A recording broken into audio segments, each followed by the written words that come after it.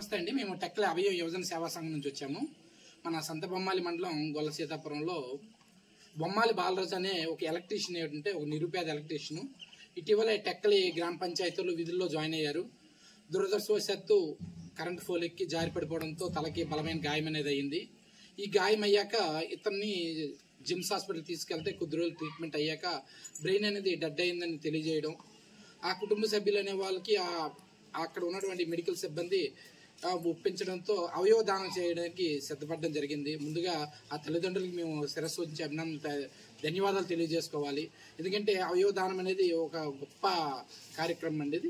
ఆ కార్యక్రమానికి మీరు తల ఉంచారు. ఇటువంటి నిరుపేద కుటుంబం ఏదైనా సహాయం చేయాలని మా అభయం యువజన సేవా సంఘం గ్రూప్లో వీరి గురించి పెట్టడం జరిగింది. ప్రతి ఒక్క దాత కూడా స్పందించారు.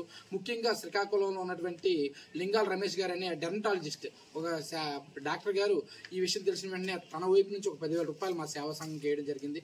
ఆ 10,000 మేము ఒక 40,000 మొత్తం కలిపి 50,000 రూపాయలు ఈరోజు ఆ కుటుంబంకి అందివ్వడం జరిగింది. వీళ్ళు చాలా పేద కుటుంబం కనుక ప్రతి ఒక్క దాత కూడా సామాజిక స్పృహతో ముందుకు వచ్చి ఆ నిరుపేద కుటుంబానికి ఆదుకుంటారని మా అభయం యువజన సేవా సంఘం నుంచి కోరుకుంటున్నాము. Thank you.